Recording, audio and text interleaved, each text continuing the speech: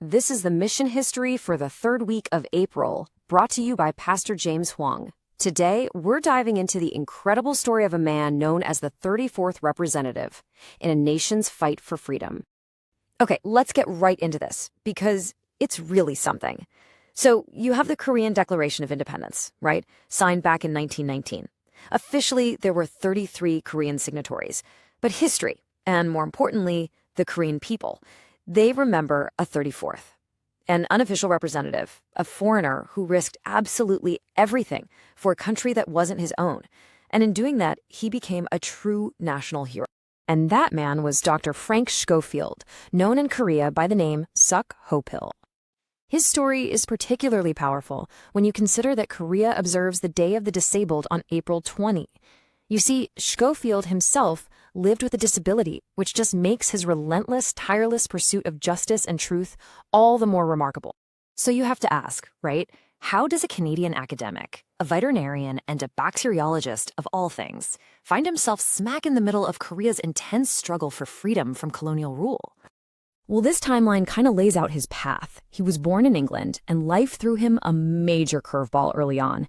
In 1910, he contracted polio, which meant he'd have to use a crutch for the rest of his life. But that didn't stop him. If anything, it seems like it forged this incredible empathy in him for others who were suffering. So by 1916, he gets an invitation to teach bacteriology at Severance Medical School in Seoul. He had no idea his entire destiny was about to change. And wow, did it ever change.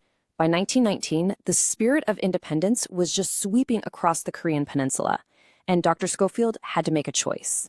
He decided he was not going to be a silent bystander. On this historic day, you've got tens of thousands of Koreans peacefully declaring their independence in the face of a brutal colonial power. And Schofield, he makes this critical decision. He realized he could use his unique position as a foreigner to document the truth for the whole world to see. This is what's so cool. He basically transformed everyday tools into weapons for justice. He was moving in the shadows, meeting secretly with independence organizers. Then, with his camera, he'd step right into the light, capturing those hopeful, powerful scenes at Topgall Park. But he didn't just photograph the peaceful protests. He documented the violent crackdown that followed. He wrote secret reports and smuggled them overseas, breaking through that wall of silence the colonial government was trying to build. He literally became the world's eyes and ears. But as amazing as all that was, his most courageous and without a doubt, most dangerous act was still to come. This is really where his story shifts from just being a witness to being an active truth teller. He started hearing these awful rumors of an atrocity in a small village called Jimri. So he went to investigate. And what he found there was just a scene of pure, unimaginable horror. Japanese forces had locked dozens of villagers, women and children included, inside the local church and had set it on fire. And this just shows you his methodical and absolutely fearless approach. He didn't just observe, he acted.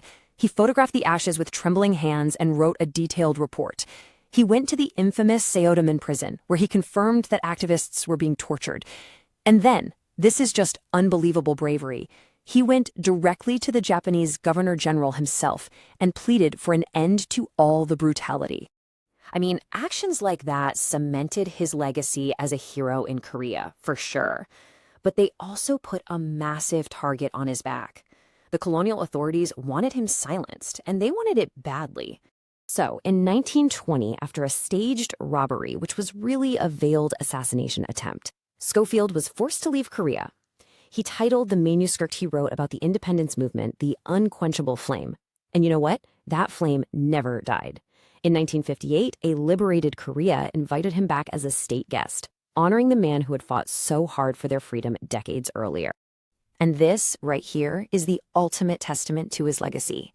When Dr. Schofield passed away in 1970, the Korean government gave him its highest honor.